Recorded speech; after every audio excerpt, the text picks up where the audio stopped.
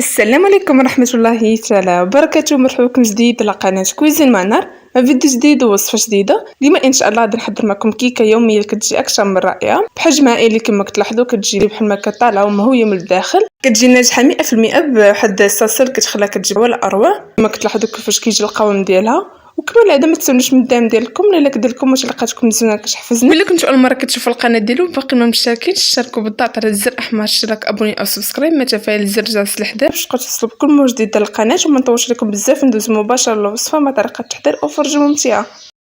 فبسم الله على بركه الله. كما تلاحظوا في المكونات اللي نحتاجو في هذا الكيك، عندي كاس ونص ديال الحليب اللي كيكون بحراره ديال المطبخ، عندي كذلك كاس او ربع كاس ديال الزيت النباتي. كما تلاحظوا يمكن لكم ديروا كاس ونص، انا كنقص بحال هكا باش كتجي الكيكه مهويه وكتجي كذلك خفيفه.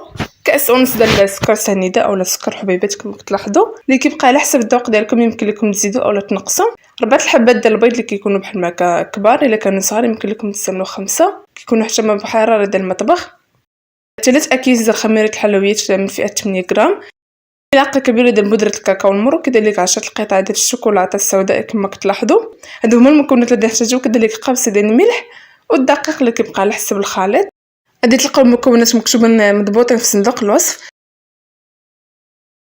اول حاجه كنبدا بها كنجيب واحد الكاسرونه كما كتلاحظوا، كنوضعوا فيها كاس ونص ديال السكر سنيده، يمكن لكم تزيدوا او تنقصوا، كذلك كاس او ربع كاس ديال الزيت نباتيه، كاس ونص ديال الحليب كما كتلاحظوا، وكذلك ملعقه كبيره ديال الكاكاو المر اولا بودره الكاكاو المر، و10 القطع ديال الشوكولاته السوداء.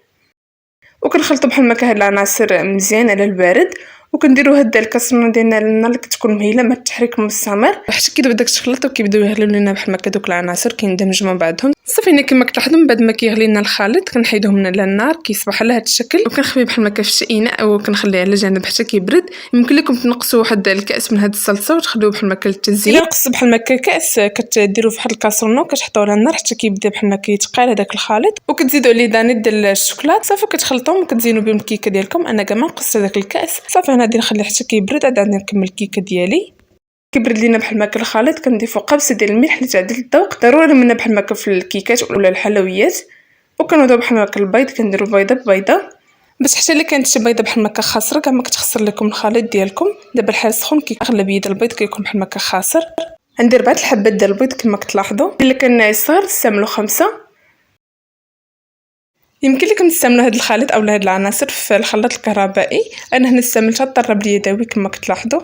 كنحاولوا بحال ما كنخلطوا داك البيض مع داك العناصر اولا داك الخليط اللي ضفناه في الاول. هاد الكيكه كتجي بهاد الطريقه اللي قدمت معكم اليوم، انا متاكده الا جربتوها غادي تنجح معكم. كتجي بحال هكا مهويه وكتجي طالعه. كنخلطوا بحال هكا مزيان. غادي نضيفوا الدقيق اللي كيبقى على حسب النوعيه، غادي نضيفوا في الاول 2 كيسان، وكذلك الكاس الثالث ديال الدقيق. تقدر بحال هكا هاد الكيكه تهز معكم 2 كيسان ونص اولا 3 كيسان، كذلك 3 الاكياس ديال خميره الحلويات من فئه 8 غرام. هاد نهربوا من الضروري باش كتجينا بحال هكا الكيكه خفيفه. كنحاولوا بحال هكا نخلطوا الكيك ديالنا كما كتلاحظوا بهذه الطريقه.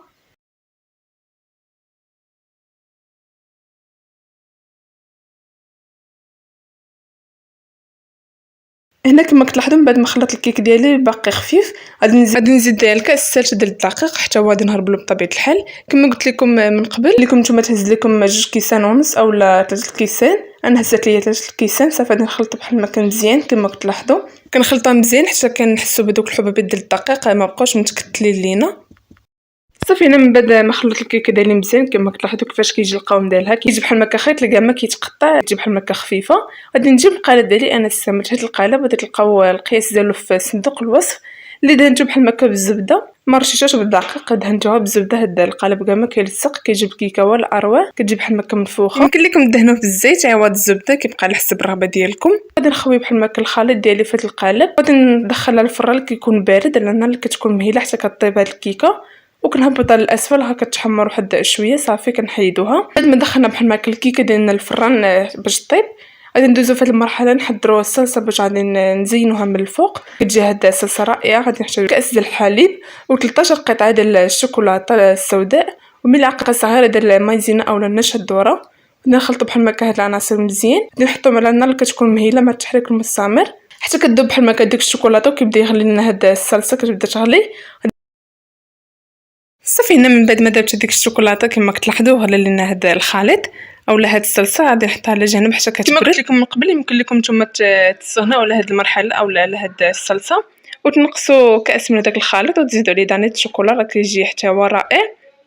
من بعد ما خرجت الكيكه ديالي من الفران كما كتلاحظوا من بعد ما طابت كتجي بحال هكا منفوخه وكتجي رائعه. باش كنعرفوا بلي طابت كنخشوه بحال هكا واحد الكيهضون اولا واحد الموس والا خرج لنا بحال هكا ناشف صافي الكيكه ديالنا راها طابت.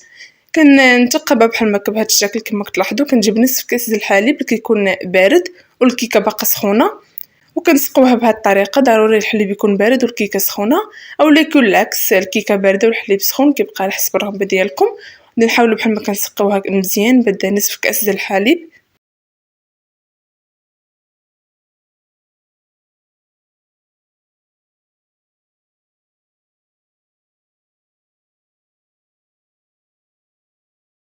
كما كتلاحظوا من بعد ما سقيتها كيفاش كتشرب داك الحليب بسرعه. غادي نجيب الصلصه ديال الشوكولاته من بعد ما بردات ليا كما كتلاحظوا كتجي بحال ما كتقيله. نزين بها بحال ما الوجه ديال الكيك ديالي كنوزعها بهذه الطريقه كما كتلاحظوا. كنحاولوا نقادوها بشي ملعقه كتجي ولا اروع كتعطينا واحد المذاق في الكيك كيجي رائع. صافي انا غادي نستعمل بحال ما كنزينها وكذلك التزيير كيبقى على حسب الرغبه ديالكم. غادي ندخلوا لطبيعه الحال الثلاجه باش تبرد وكتماسك ديك الكريمه كتجي بحال هكا متماسكه. نتلاقاو في الشكل النهائي ديال الكيكه اللي حضرت معكم اليوم من بعد ما نزينها.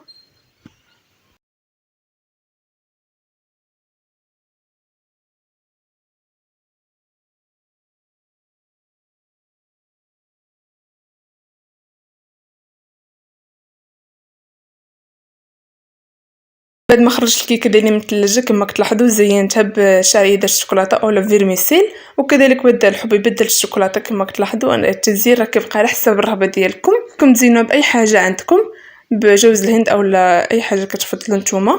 صافي انا غادي نقطع بحال هكا المربعات كما كتلاحظوا. شوفوا القوام ديالها كيفاش كيجي كتجي بحال هكا رائعه كتجي بحجم عائلي وكذلك كتجي طالعه ومهويه من الداخل. انا متاكده جربتوها غادي تعجبكم وغادي تنال الاستحسان ديالكم. كما كتشوفوا قطعت معكم واحد القطعه باش تشوفوا كيفاش كتجي من الداخل كتجي بحال هكا طالعه وكتجي مهويه من الداخل. انا متاكده الا جربتوها غادي تعجبكم. كتعجب الكبير والصغار هاد الكيكه. هاد الكيكه كتقدم بارده كما كتلاحظوا ديك الصلصه اللي حضرت معكم اليوم كتعطيها واحد الوغو كيجي مميز وكيجي رائع. وكما العاده الا عجبتكم الوصفه ديال اليوم او الفيديو ديال اليوم ما تنسونيش من الدعم ديالكم. لايك ديالكم واش لقاتكم زوينه كتحفزني ولا كنتو اول مره كتشاهدوا القناه ديالي وعجبكم المحتوى كنقدم. ما تنسوش تنضموا للقناه وبالضغط على الزر الاحمر اشتراك ابوني او سبسكرايب ما تفعل زر الجرس لحداه باش تبقاو توصلوا بكل ما جديد ديال القناه. وبارطاجيو الفيديو ديال اليوم او الوصفه ديال اليوم مع الاحباب والاصدقاء باش تنال الفائده. وشكرا على مشاهدتكم لهذا الفيديو ونشوفكم في فيديو قادم وصفه جديده ان شاء الله.